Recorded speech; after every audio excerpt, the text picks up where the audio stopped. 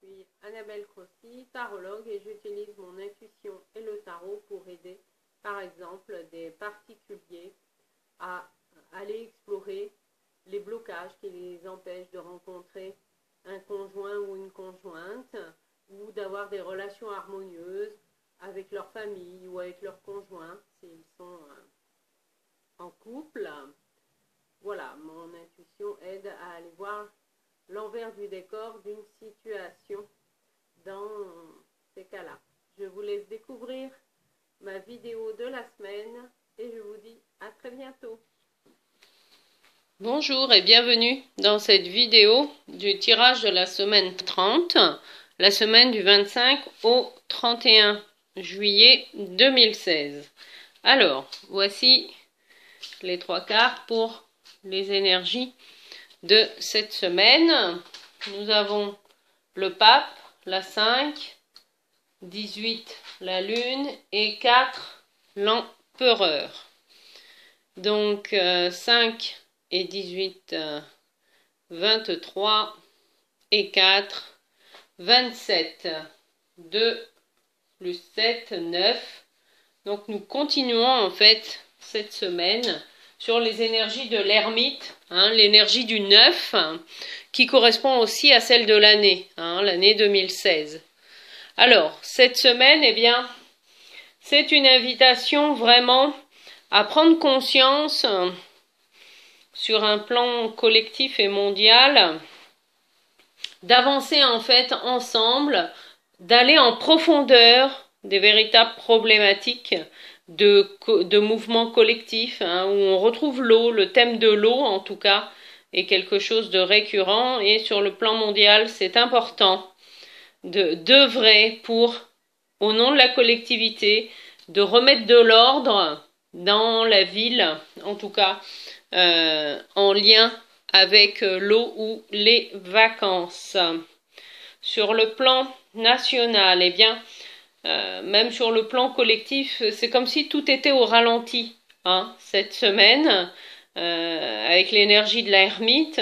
Ça ne sert à rien de vouloir forcer les choses, puisque, effectivement, avec la lune, c'est plutôt les loisirs, ou les vacances qui sont privilégiés. On est dans une énergie plutôt de ressourcement intérieur plutôt que dans l'action extérieure.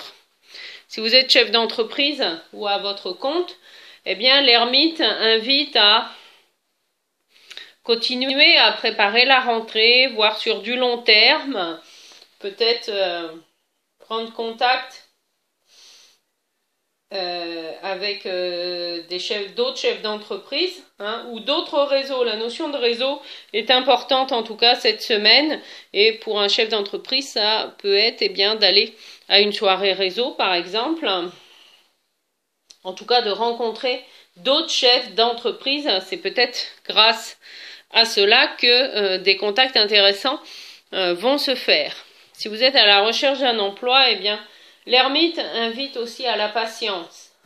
Continuez à œuvrer, à définir ce que vous voulez faire, même si effectivement il y a quand même une réalité qui est là, le temps des vacances d'été.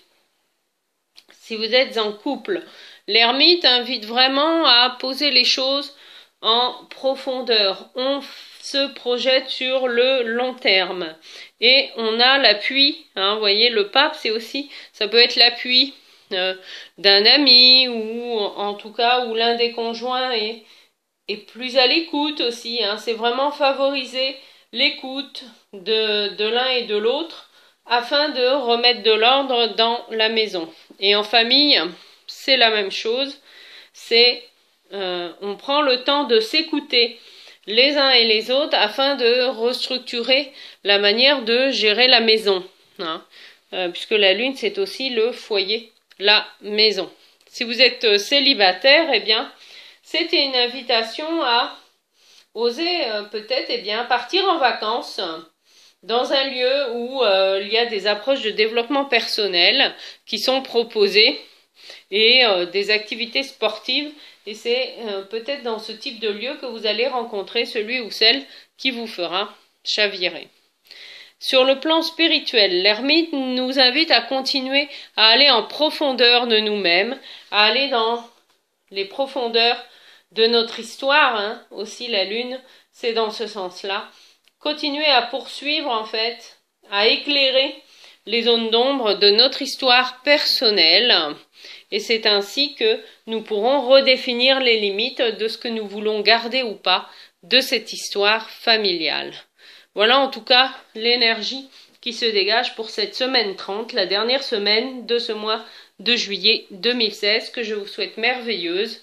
Et je vous dis à très bientôt. Au revoir.